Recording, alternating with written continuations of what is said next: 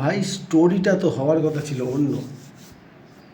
Mbappe, Haaland, মানে এই error যে রাইভালরিটা বলা হয় অ্যাকচুয়ালি গোল স্কোরিং এবিলিটির দিক থেকে, দুটো বিগ স্টার, দোজ স্ট্রাইকার্স, এখন এমবাপেকে স্ট্রাইকারই ধরা যায়।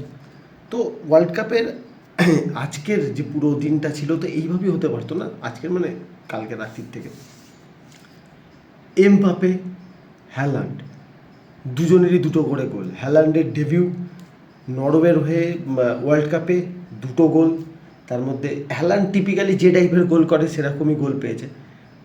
Mbappe and with that second goal, মানে ফার্স্ট গোলটা তো ভালো ভাই, but second goal it was brilliant.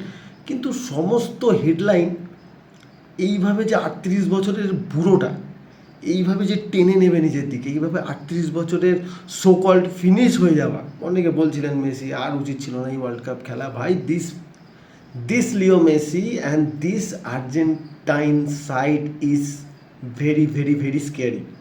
আজকে যে খেলাটা দেখলাম, আলজেরিয়া হয়তো ওপেন ফুটবল খেলার চেষ্টা করেছে, অন্য টিম হয়তো আর্জেন্টিনার এগেনস্টে এই ফুটবল খেলার চেষ্টা করবে না, অনেক ব্যাপার আছে সেখানে। একটু ডিফেন্সিভ খেললে অন্যরকম খেলা হবে, আর্জেন্টিনাকে সেখানে অনেক বেশি এফোর্ট দিতে হবে। আর্জেন্টিনা অনেক ওপেন চান্সেস পেয়েছে, ওপেন মোমেন্টস ক্রিয়েট করেছে, তার একটা বড় রিজন আলজেরিয়া অনেক বেশি ফুটবল ওপেন খেলার চেষ্টা করছিল।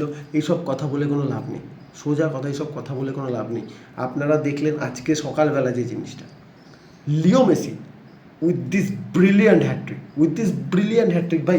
আর লিও মেসি আজকে এই একটা কথা পরিষ্কার আবার প্রমাণ করে দিল, একদম প্রমাণ করে দিল এটাই যে ভাই,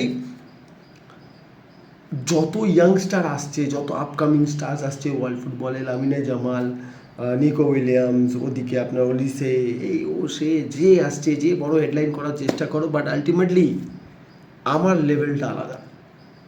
এই হ্যাট্রিকটা, অনেকে বলছে সেকেন্ড গোলটা it was A tap in. আমি এই ট্যাপ ইন শব্দটার এগেনস্টে ভাই, এই ট্যাপ ইন শব্দটার আমি এগেনস্টে। আমি দেখেছি রোনাল্ডোর সময়, রোনাল্ডো যখন গোল করে তখন এই ট্যাপ ইন শব্দটা ইউজ করা হয়। Tap ins are not that easy.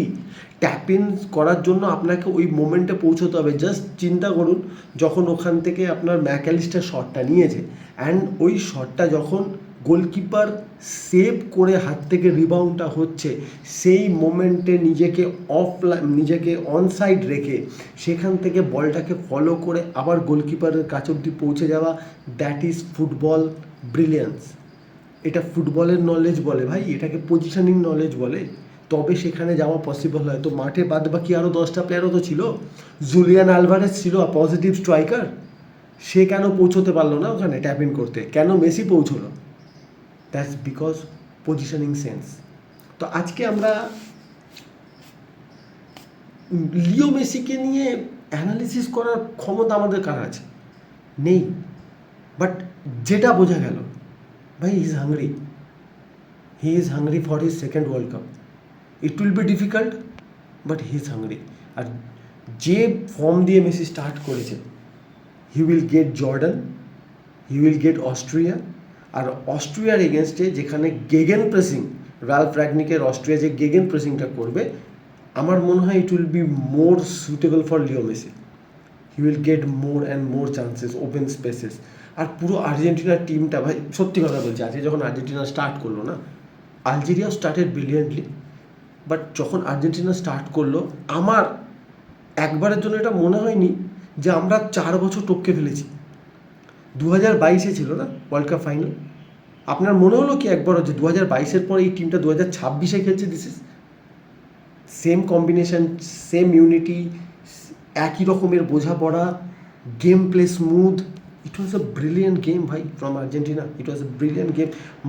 বিশেষ করে আমি অনেক দিন পর, লাস্ট ওয়ার্ল্ড কাপে কিন্তু Argentina was not playing in a 4-4-2, but এই ওয়ার্ল্ড কাপে Argentina is playing in with a 4-4-2 ভাই। আমি অনেক দিন পর দ্যাট ক্লাসিক 4-4-2 দেখতে পেলাম, and that classic 4-4-2 without a proper right midfielder ও লেফট মিডফিল্ডার, মানে স্প্রিন্ট আছে, দৌড়ে বেরিয়ে যাবে এরকম না।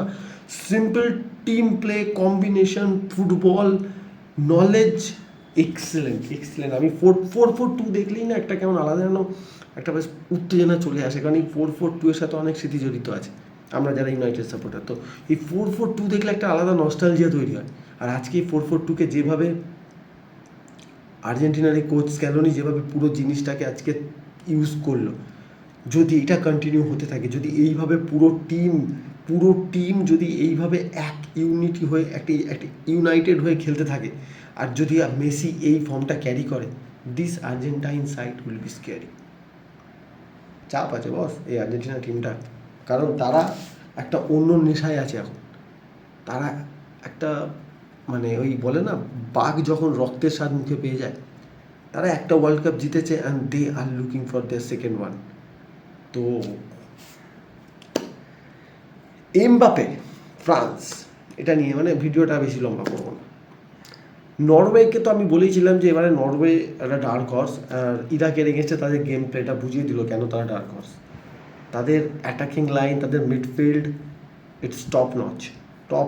ডিফেন্স হয়তো একটু নড়বড়ে, but they are top notch, one of the side to watch in this world cup. But আমি কথা বলবো এখন ফ্রান্সকে নিয়ে। ফার্স্ট হাফ প্যাথেটিক, বাট আমি আমার ওয়ার্ল্ড কাপের ভিডিও হওয়ার আগে আমি একটা কথা বলেছিলাম, যখন আমি বলেছিলাম যে টপ 5 কন্টেন্ডার্সের মধ্যে আমি ফ্রান্সকে 2 নম্বরে রেখেছিলাম, সেখানে আমি একটা কথা বলেছিলাম যে ভাই, ফ্রান্সের দরকার হচ্ছে 10 থেকে 15টা মিনিট কোনো অপোনেন্টকে ফিনিশ করে দেওয়ার জন্য। Exactly same thing happen today. আর আপনারা মিলিয়ে নেবেন, এই সেম জিনিস প্রত্যেকটা ম্যাচে হবে। ফ্রান্স পুরো ডমিনেট করে খেলার মতো টিম নয় এখনও। সেই কম্বিনেশনই যেন ফার্স্ট হাফ দেখে মনে হচ্ছিলো ভাই টিমটার কোনো কম্বিনেশন নেই, সো ল্যাথার্জিক, স্লো। উল্টে সেনেগালকে বেটার লাগছিল, অ্যান্ড সেনেগাল তো বেটার চান্সও ক্রিয়েট করে ফেলেছিল। But if you have Mbappe, আপনার কাছে একটা বারকোলা আছে, আপনার কাছে একটা ওলিসে আছে, আপনার কাছে একটা ডেমবেলে আছে, আপনার কাছে একটা ডোরে আছে, আপনি কি করে নেবেন অপোনেন্ট হিসাবে ফ্রান্সের against? Because they need 2-3 moments. এমবাপের ফার্স্ট গোলটা, it was purely a moment, কোনো আলাদা বিল্ড আপ না, ওলিসে মাঝমাঠে চলে আসা and then pass and goal. Then এমবাপের সেকেন্ড গোলটা, ইট ওয়াজ ইন্ডিভিজুয়াল ব্রিলিয়েন্স, এটা ইন্ডিভিজুয়াল মুভমেন্ট। অ্যান্ড ফ্রান্স এইভাবে খেলতে খেলতেই এগোয়। তারা 2018 ওয়ার্ল্ড চ্যাম্পিয়ন এইভাবেই হয়েছে, 22 ফাইনালও এইভাবে পৌঁছেছে, আর এই ওয়ার্ল্ড কাপেও সেই জিনিসটাই রিপিট করছেন। That's the pattern of Didier Deschamps. যেভাবে তারা ফ্রান্সকে কোচিং করান, they will play in the moments. আর আর্জেন্টিনা নিয়েও তো কথা হলো আজকে বর্দা নামছে, and he will be ready for it, কারণ আমরা জানি তাকে মোটিভেট করার জন্য আজকে কী ঘটে গেছে। বাট ভিডিও শেষ করার আগে সব শেষে আমি জাস্ট একটা জিনিস নিয়ে ছোট্ট করে একটু কথা বলতে চাই, কারণ আজকে পুরো জিনিসটার মধ্যে একটা ছোট্ট চোনা তো পড়েই গেল। আপনারা যারা ফুটবল অনেক বেশি বোঝেন, আপনারা যারা ফুটবল সম্বন্ধে আপনাদের সমস্ত ধরনের জ্ঞান আছে, আপনাদের যাদেরকে ফিফা দুর্ভাগ্যবশত ডাকেনি, কাইন্ডলি আমাকে একটু বুঝিয়ে দেবেন why this is not considered as a dangerous foul, dangerous play. আর এটা যদি অন্য কোনো প্লেয়ারের সাথে হতো, সেই প্লেয়ারকে কোন কার্ড দেখানো হতো? প্লিজ কেউ আবার বলে বসবেন না মেসি বিরোধী, ওই বয়স চলে গেছে রোনাল্ডো মেসিকে নিয়ে তর্ক করার। জাস্ট অ্যান্সারটা চাই।